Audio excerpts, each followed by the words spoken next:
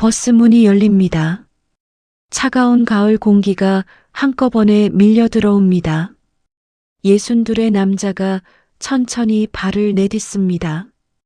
아스팔트 위에 닿는 발바닥의 감각이 낯설고도 익숙합니다. 이 동네의 냄새는 그대로입니다. 오래된 담벼락의 핀 이끼 냄새, 골목 안쪽 어디선가 풍겨오는 된장찌개 냄새. 세상이 아무리 바뀌어도 이런 것들은 쉽게 바뀌지 않습니다. 남자의 이름은 정호입니다. 김정호. 그는 이 골목 입구에 서서 잠시 움직이지 않습니다. 28년 전 그는 이 골목에서 걸어 나왔습니다. 금방 내려올게. 그렇게 말하고 떠났습니다. 금방이라는 말은 28년이 되었습니다. 그는 그동안 단 한 달도 빠짐없이 돈을 붙였습니다. 봉투째 현금을 넣어 보내던 시절도 있었고 나중엔 통장으로 이체했습니다. 금액은 달랐어도 날짜는 한 번도 어긴 적이 없습니다. 그러나 그가 보낸 것은 돈뿐이었습니다. 몸은 이 골목으로 돌아오지 않았습니다. 그리고 아내는 말했습니다. 돈은 늘 고마웠어요. 근데 사람은 돈으로 안 채워지더라고요. 그는 왜 돌아올 용기를 내지 못했을까요? 이 이야기는 그 질문에서 시작됩니다. 이야기 시작 전에 구독과 좋아요, 댓글을 부탁드립니다. 저의 이야기에 힘을 실어주세요. 1985년 정호는 29이었습니다. 그 시절 그는 늘 뭔가에 쫓기듯 살았습니다. 가난을 향해 뒤쫓기는 것인지 아니면 가난에서 달아나려 앞으로 달려가는 것인지 스스로도 알지 못했습니다.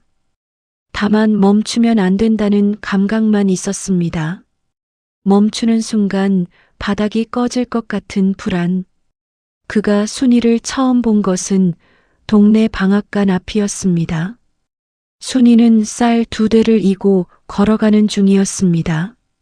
바구니가 기울어졌는데도 고치려 하지 않고 그냥 걸었습니다. 그 씩씩함이 눈에 들어왔습니다. 둘은 이듬해 봄에 결혼했습니다. 식은 간소했습니다. 양가 친척을 합쳐도 30명이 되지 않는 작은 잔치였습니다.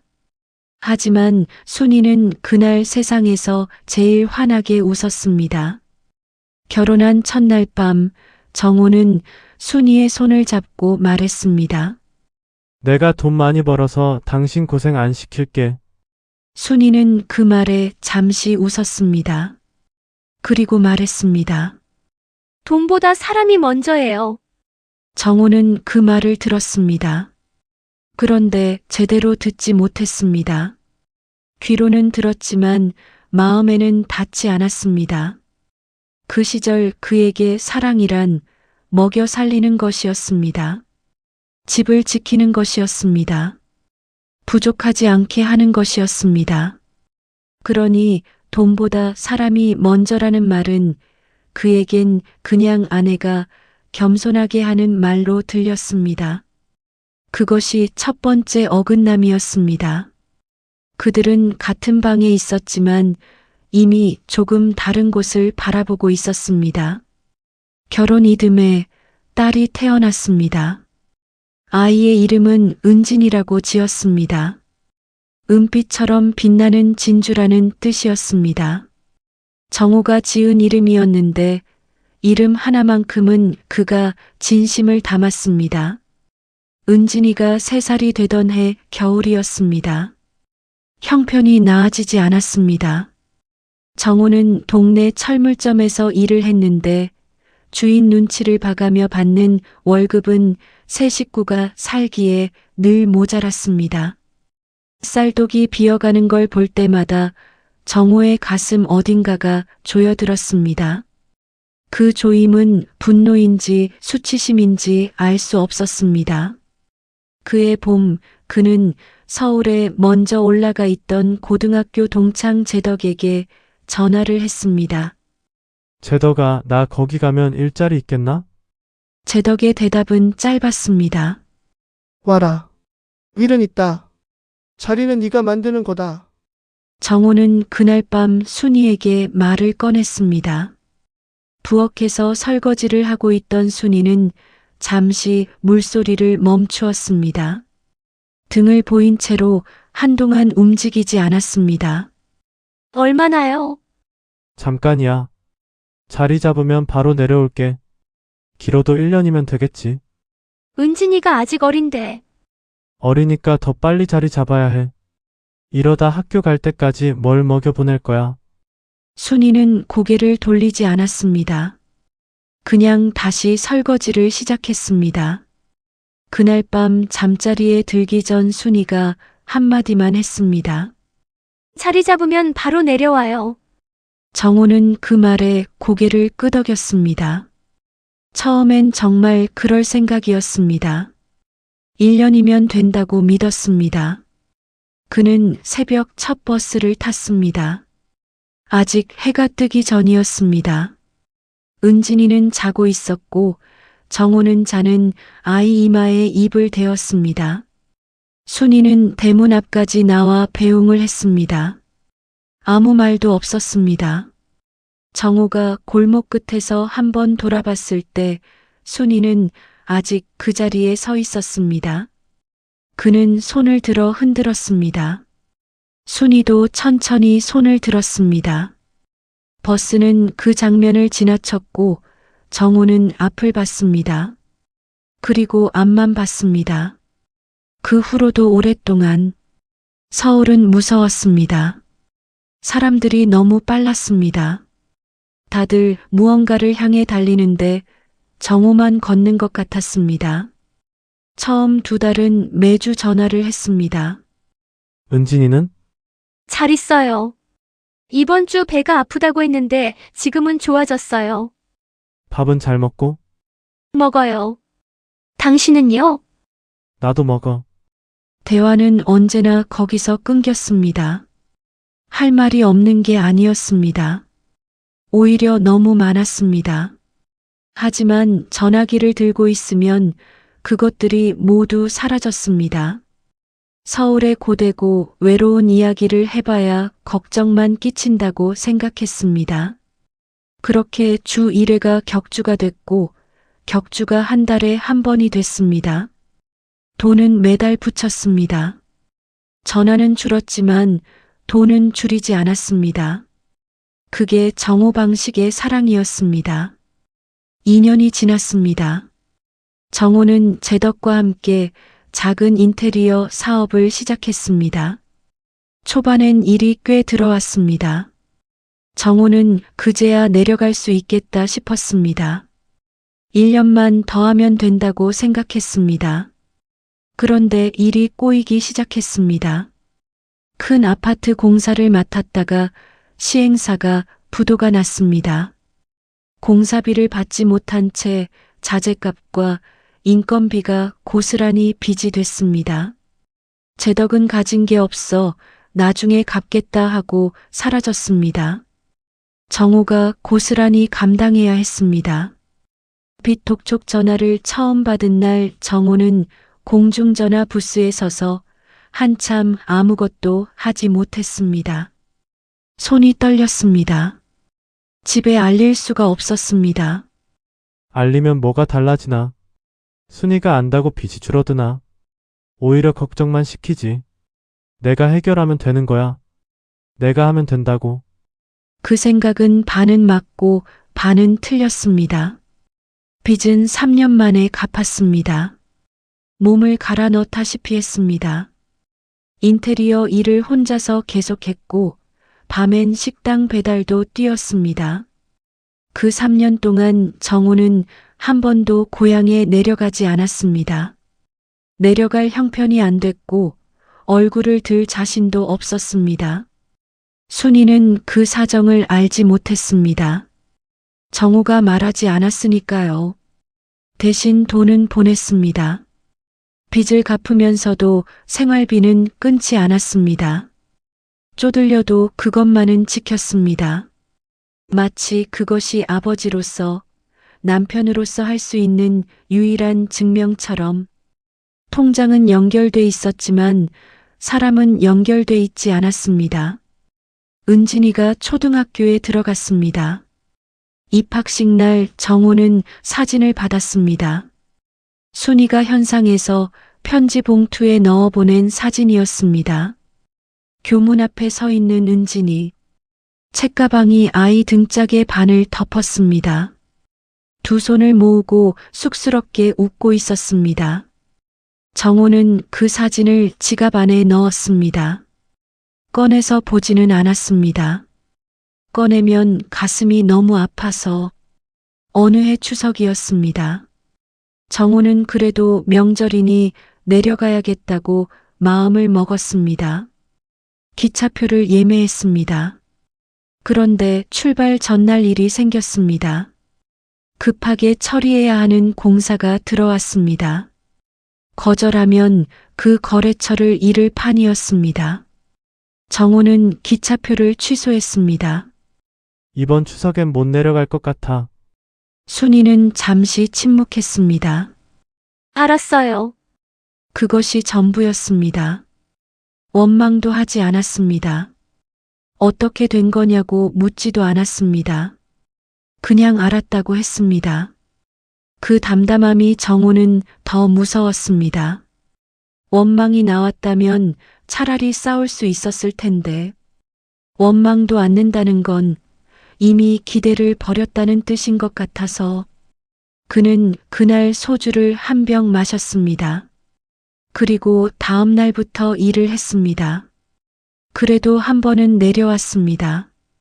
은진이가 초등학교 5학년이 되던 해 겨울이었습니다.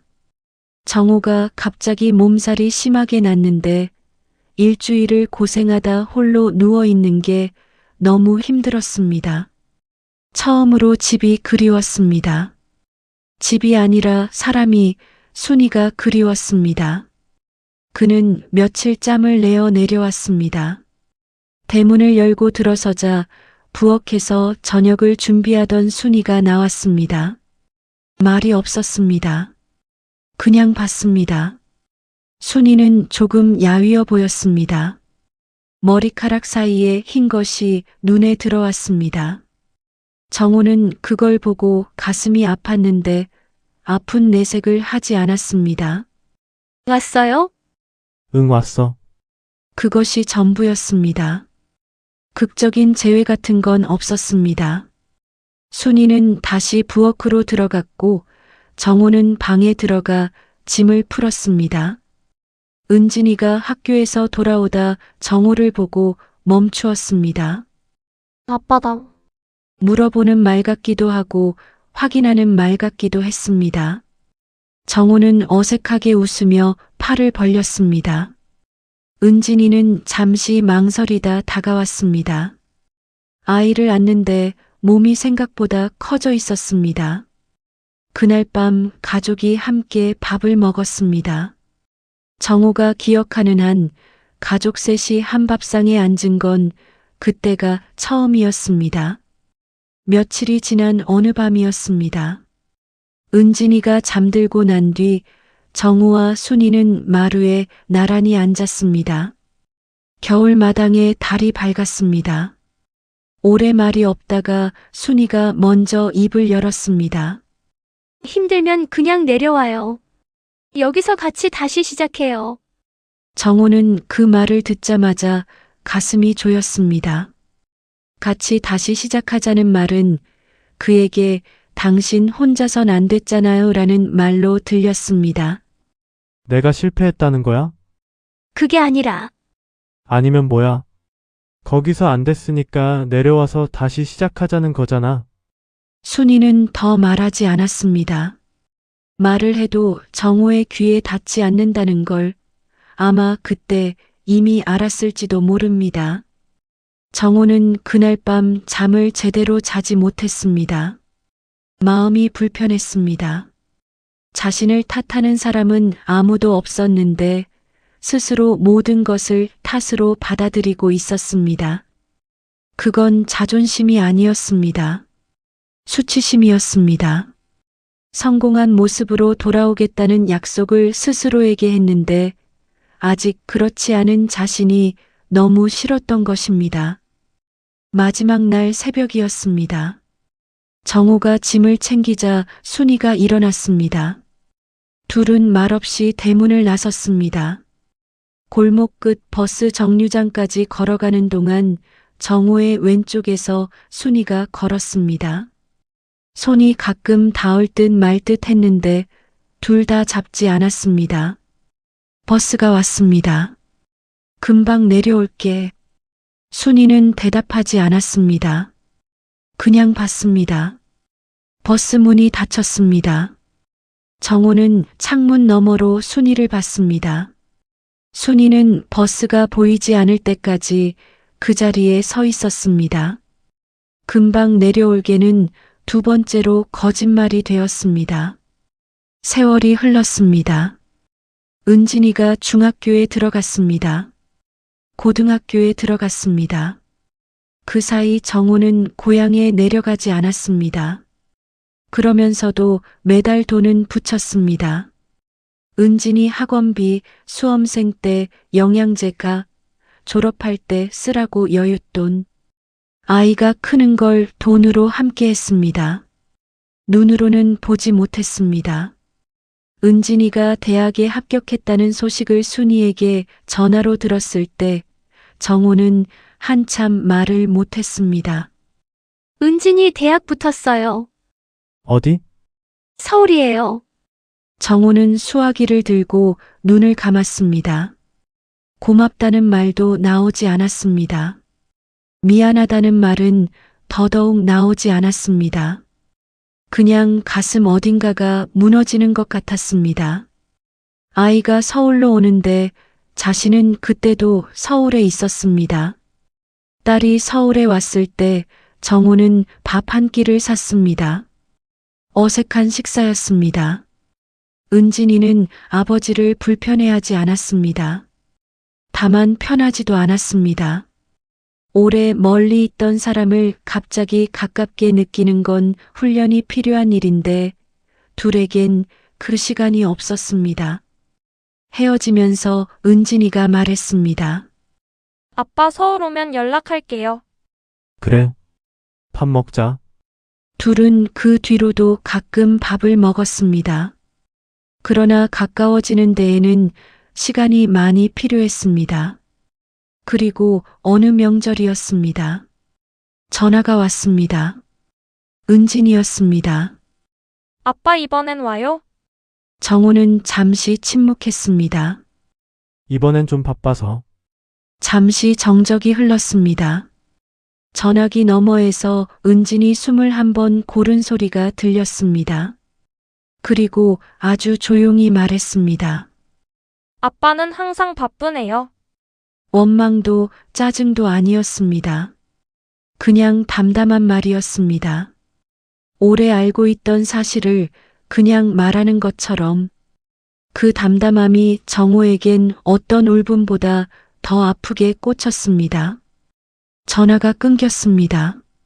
정호는 수화기를 내려놓지 못했습니다. 한참 그렇게 있다가 그는 창문 쪽을 봤습니다. 서울의 밤은 환했습니다. 불빛이 너무 많아서 별이 보이지 않는 하늘. 처음으로 자신이 무엇을 잃고 있는지 느꼈습니다. 그러나 그는 그 다음 날부터 더 열심히 일했습니다.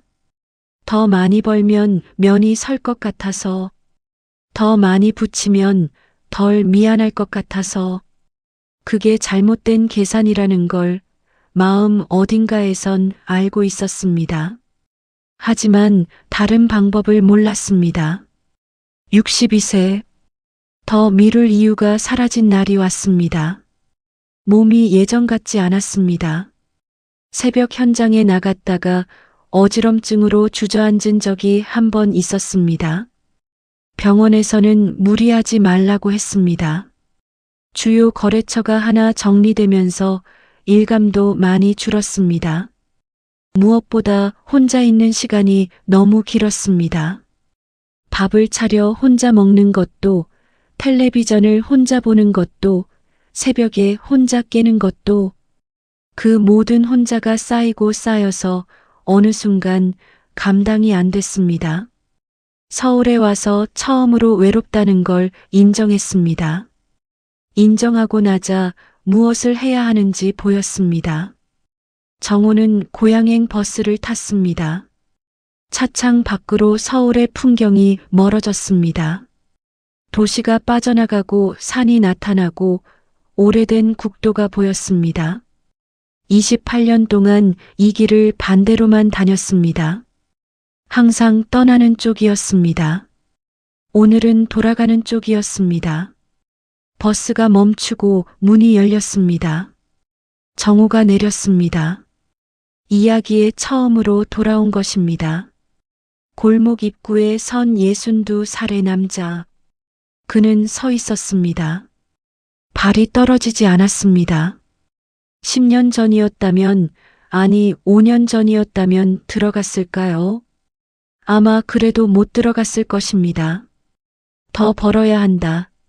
더 정리되어야 한다. 이런저런 이유를 만들었을 것입니다. 하지만 이제 이유가 없었습니다. 더 기다릴 시간도 없었습니다. 그는 골목으로 들어섰습니다. 28년 만에 처음으로 이 골목을 들어가는 방향으로 걸었습니다. 담벼락은 새로 칠해져 있었습니다. 예전엔 파란색이었는데 지금은 흰색이었습니다. 철대문이 녹슬었던 집은 새 대문으로 바뀌어 있었습니다. 그리고 집 앞에 섰습니다. 초인종이 있었습니다. 예전엔 없었는데 언젠가 달았군. 정호는 그 초인종을 보면서 그런 생각을 했습니다. 자신이 없는 사이 달린 초인종. 손을 들었습니다. 그런데 손가락이 버튼에 닿지 않았습니다. 손이 떨렸습니다.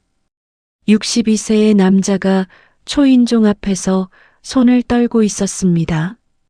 이게 무서운 일이 아닌데, 문을 두드리면 되는 건데, 그런데 왜 이렇게 심장이 뛰는지, 왜 이렇게 숨이 가쁜지. 무슨 말을 해야 하지? 미안하다고 해야 하나? 뭐가 미안한지 어떻게 다 말하나? 28년을 어떻게 말로 해? 그때 문이 열렸습니다. 안에서 열린 것이었습니다. 순이가 서 있었습니다. 아마 창으로 인기척을 느꼈을 것입니다. 아니면 골목에서 나는 발소리를 알아들었을 것입니다. 오랜 세월 들어온 소리라 어쩌면 몸이 먼저 알았을지도 모릅니다. 두 사람은 서로를 봤습니다. 오래 한참을. 순이의 머리카락은 많이 휘어져 있었습니다. 얼굴에 주름이 늘었습니다. 하지만 눈은 여전히 그대로였습니다. 그 눈빛, 왔어요? 그 한마디, 왔어요. 어서 와요도, 왜 이제 왔어요도 아닌 그냥 왔어요? 정호는 그 말에 가슴이 차오르는 것을 느꼈습니다. 응, 왔어. 둘은 마주 앉았습니다. 오래된 밥상이었습니다. 결혼할 때 맞춘 밥상인데 아직도 그 자리에 있었습니다. 아직도 그 자리에. 순이가 차를 내왔습니다. 국화차였습니다. 노란 꽃잎이 뜨거운 물 위에 떠올랐습니다. 돈은 늘 고마웠어요. 정호는 고개를 들지 않았습니다. 근데 사람은 돈으로 안 채워지더라고요. 그 말이 공중에 떠 있었습니다. 정호는 찻잔을 보면서 생각했습니다. 뭐라고 해야 하는지, 변명을 해야 하는지, 설명을 해야 하는지, 사과를 해야 하는지. 그러다 그냥 말했습니다. 나는 당신이 내가 실패한 걸 알게 될까봐 무서웠다. 정적이 흘렀습니다. 처음에 빚이 생겼을 때, 사업이 망했을 때, 말을 못했어. 말하면 내가 없어 보일 것 같아서. 그래서 못 내려왔다. 계속. 순이는 듣고 있었습니다. 표정이 복잡했습니다. 뭔가 말하고 싶은 게 많아 보이는데 잠시 참고 있는 사람의 얼굴이었습니다. 당신을 버린 게 아니야. 한 번도.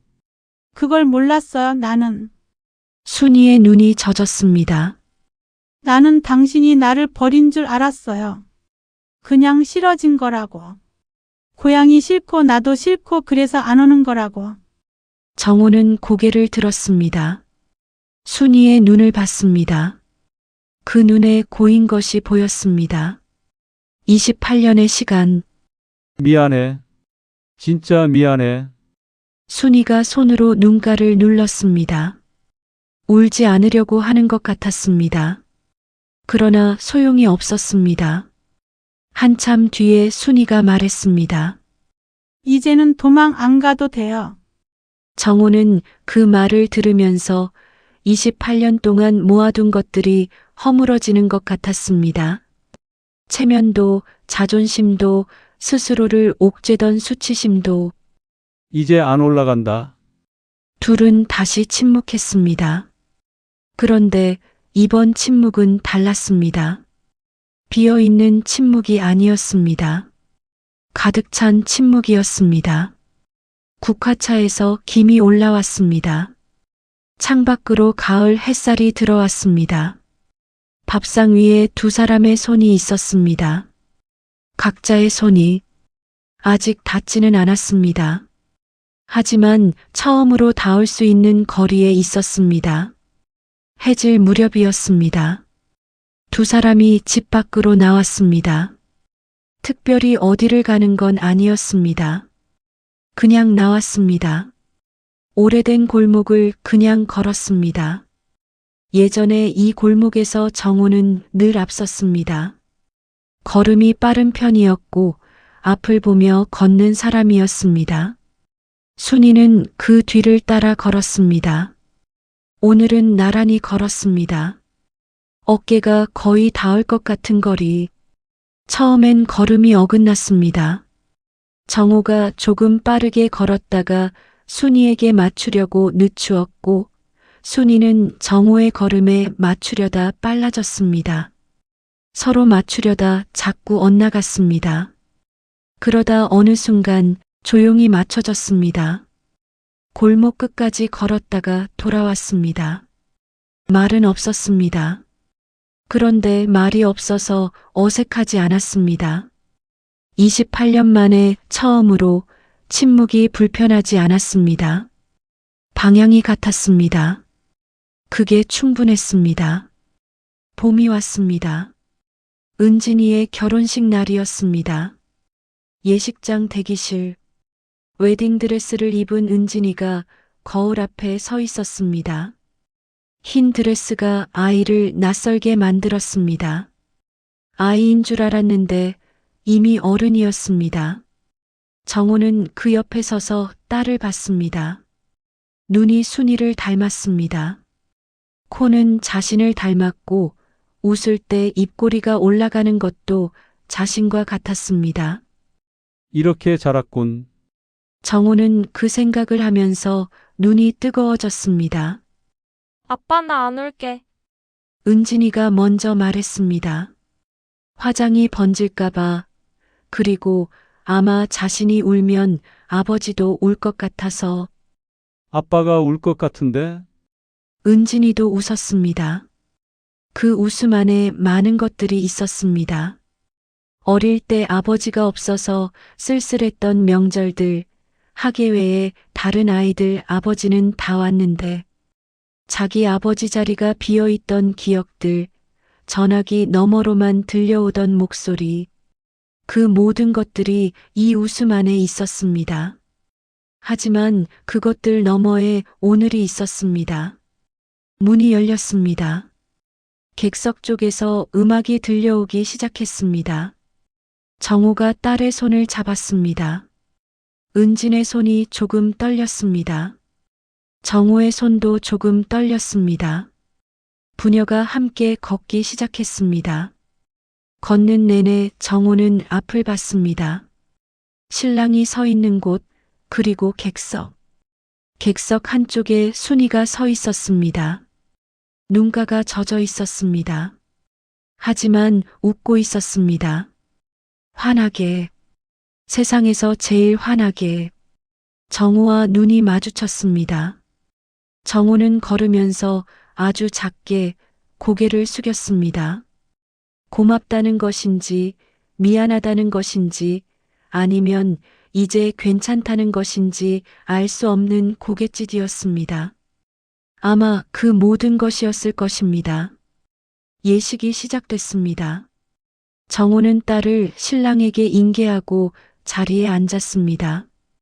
순이 옆이었습니다. 둘은 나란히 앞을 봤습니다. 딸이 서 있는 곳을 한참이 지나 정호의 손이 조심스럽게 움직였습니다. 잡고 싶었습니다. 바로 옆에 있는 사람의 손을. 그런데 망설였습니다. 28년이 있었습니다.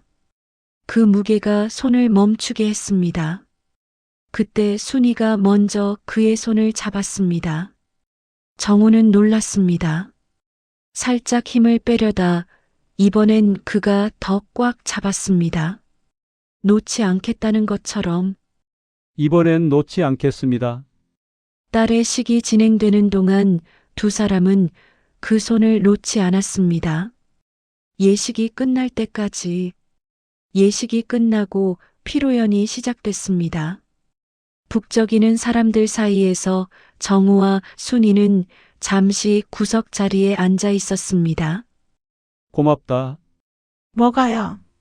기다려줘서. 순이는 잠시 정우를 봤습니다. 이번엔 오래 있어요. 응. 그것으로 충분했습니다. 더 많은 말이 필요 없었습니다.